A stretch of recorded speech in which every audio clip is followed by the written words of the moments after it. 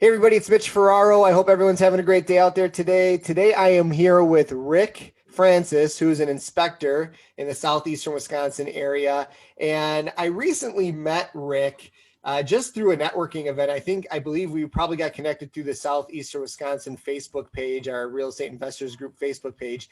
And Rick had been seeing some of these videos that I've been doing, and he reached out to me and was like, you know, Mitch, I love the videos. I would love to come on one of these things and give an inspector's point of view for investors. And I thought, you know what, that'd be an awesome talk that we could have, because a lot of times I think inspectors kind of get a bad rap from investors. I think investors are like, oh no, the inspector's coming in, like what's going to happen to my rehab? What are they going to call out? You know, so I thought it'd be awesome, because when I spoke with Rick the very first time, I feel like he gets it from an investor standpoint. I feel like he understands like what an investor is trying to do, and also some things that may help us from an inspection standpoint that could help us as we are doing our rehab or doing a flip or doing any type of construction inside of your house. That from an inspector standpoint, what should we be looking for? So Rick, I really appreciate your time today. I know in this crazy world right now, we're all busy. We're all trying to figure out managing our time as best as we can. So, hmm but before we dive into the conversation, I'd love for you to just kind of give a little background about yourself, introduce yourself, and then we'll dive right in.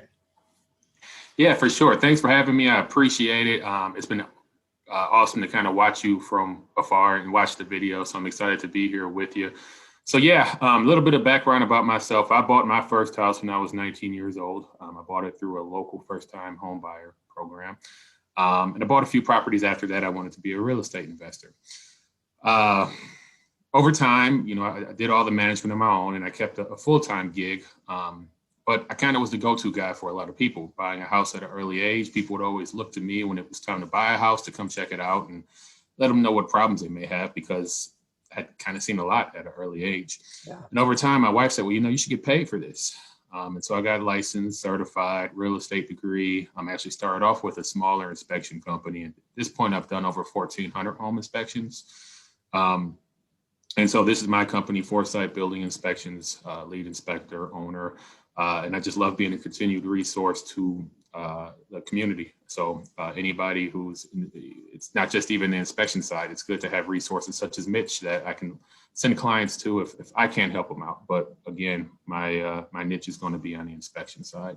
That's awesome. And I love, again, this is why when we first talked, I loved your perspective, because you went through that. You've been going through that investor side. You get from an investor standpoint of what is going on through an investor's mind.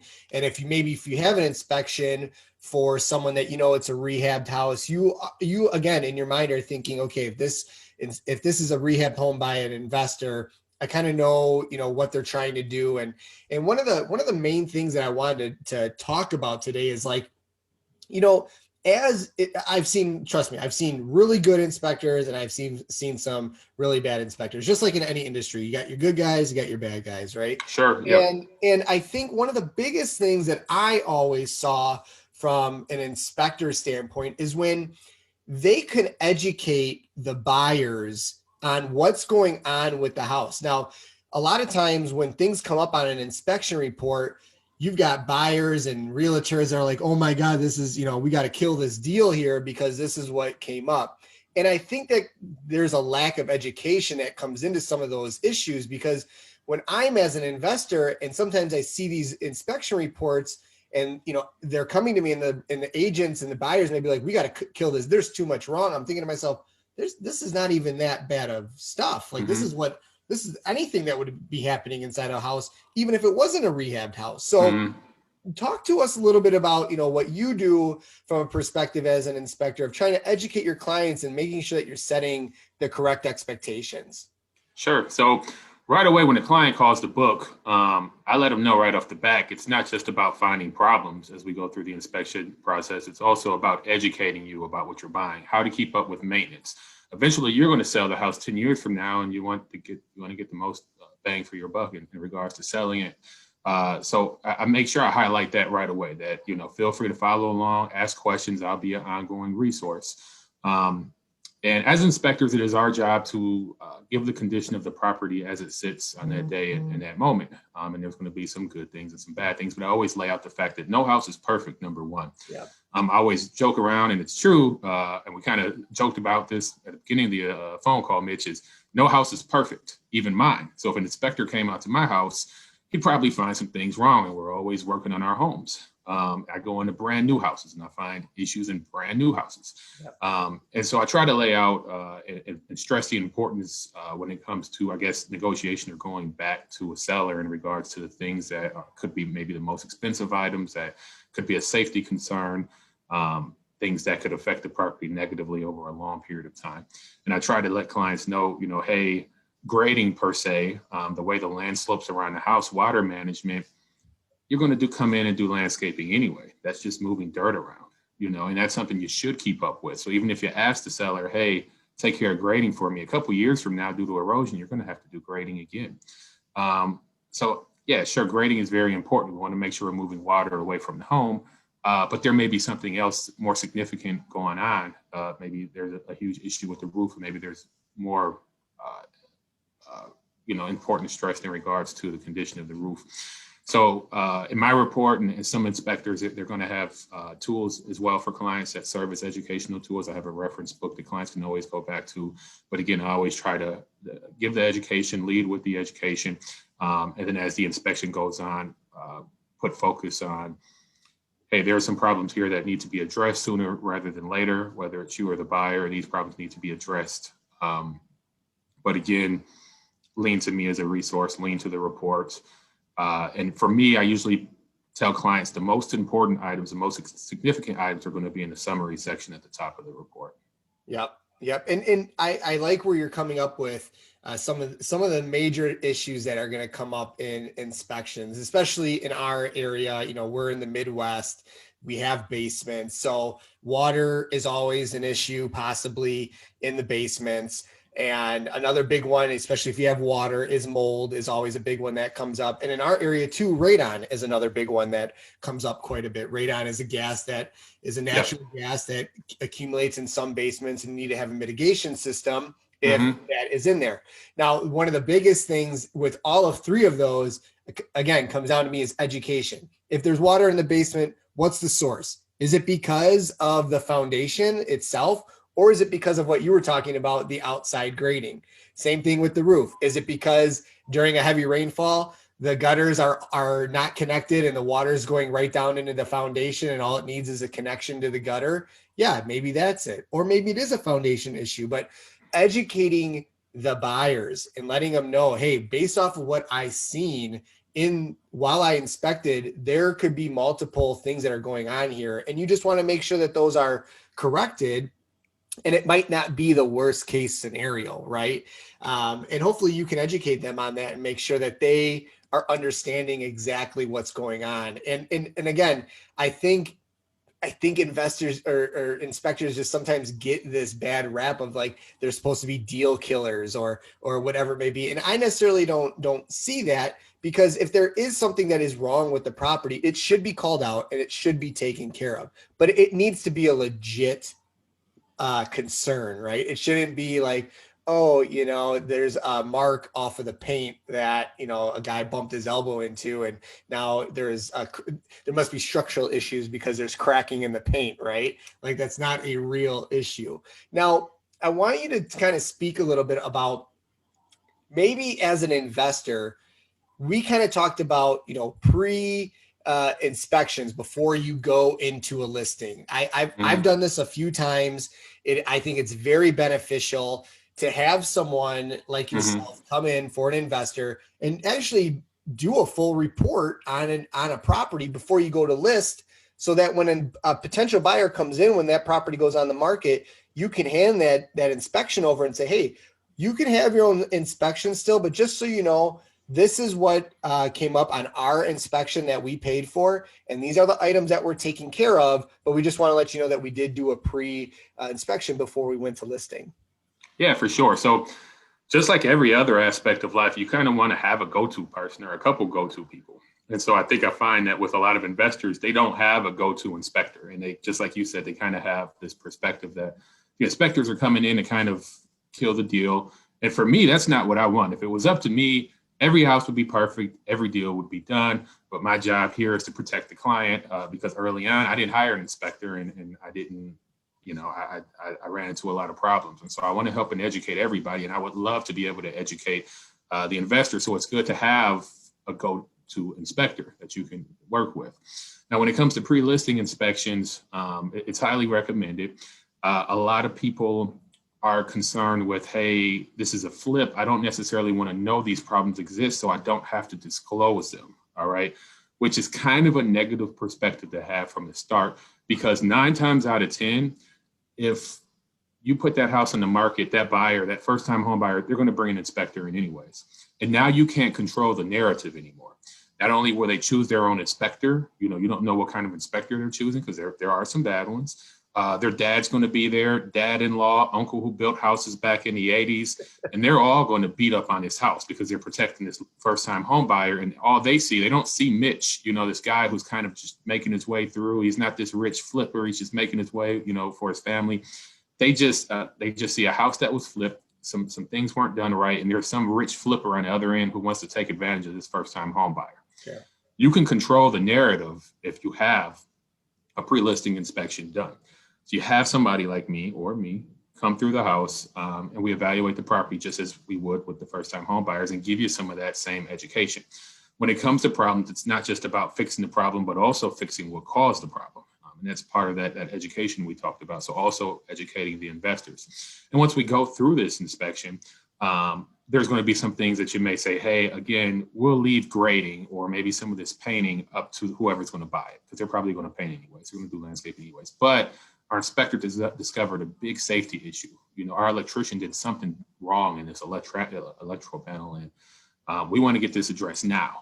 And so once we go through that and you get your report and you fix a lot of the things, then when you go to list, you could say, hey, seller, here's an inspection report. These are the things our inspector found. Here's the things we fixed. Here's a couple of things you may want to give some attention to. And if that's disclosed to them ahead of time, I found this summer, I had a couple people who did that, and they got offers each time with no inspection contingency. Yeah. So, they didn't have to go back and negotiate on problems. They showed good integrity. They demonstrated good integrity, so that buyer trusted them more in going that route. I could write them off a receipt, and it's a tax write-off.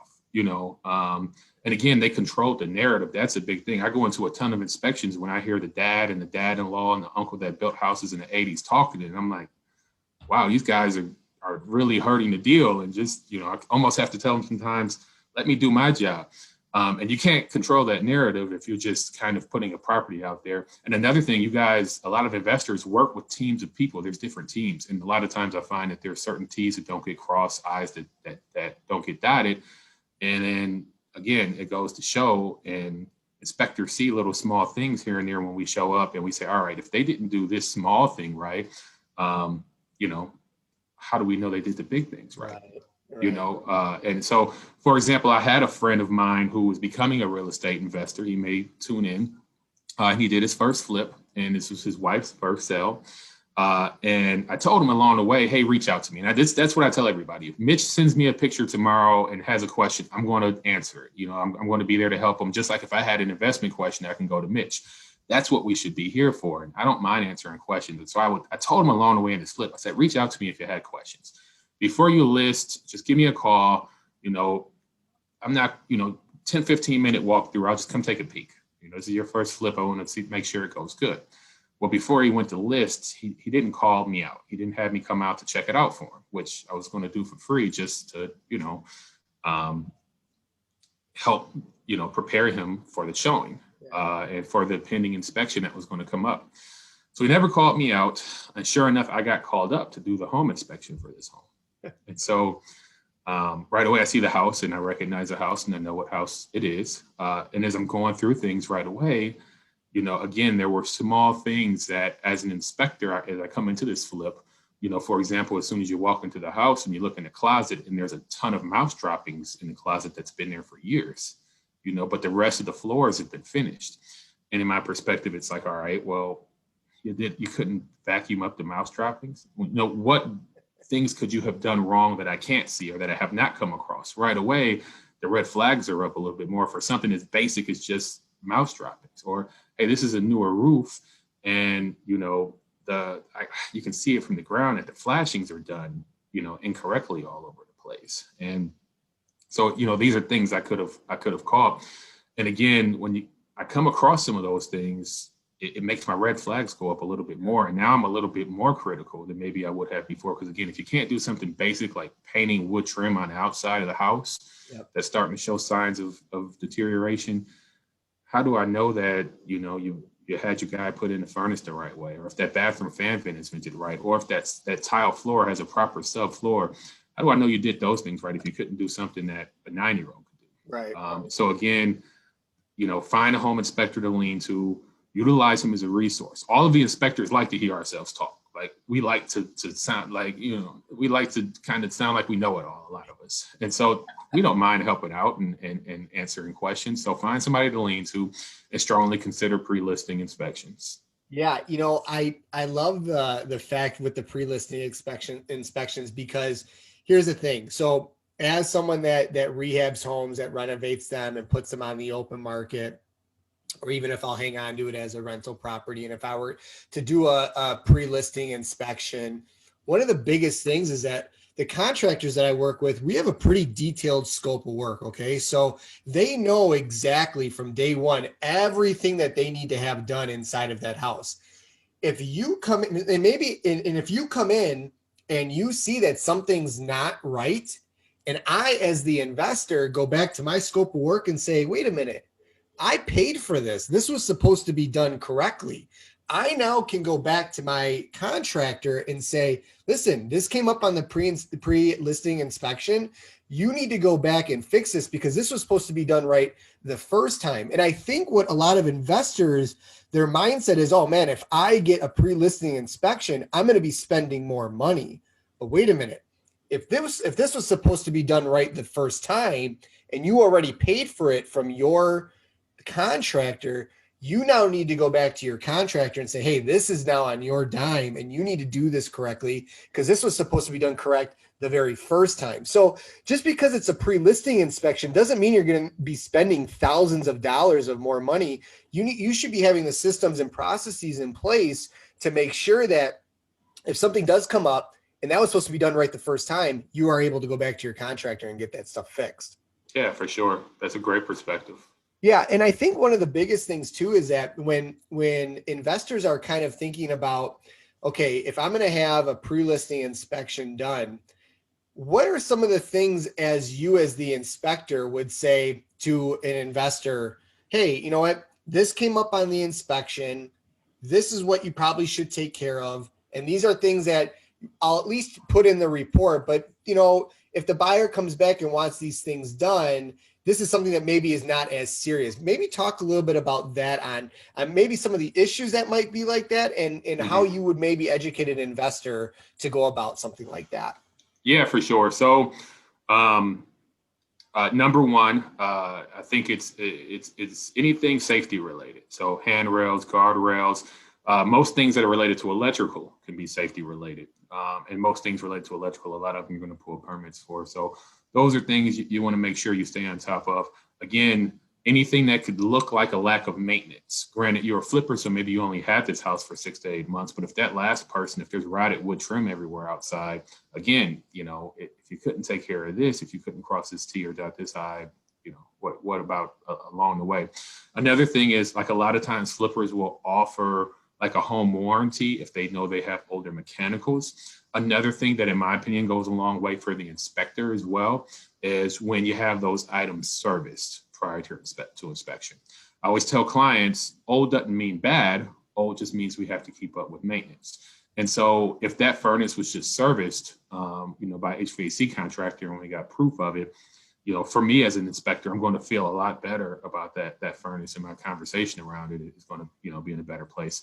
When it comes to central air systems, we can't test them in the wintertime.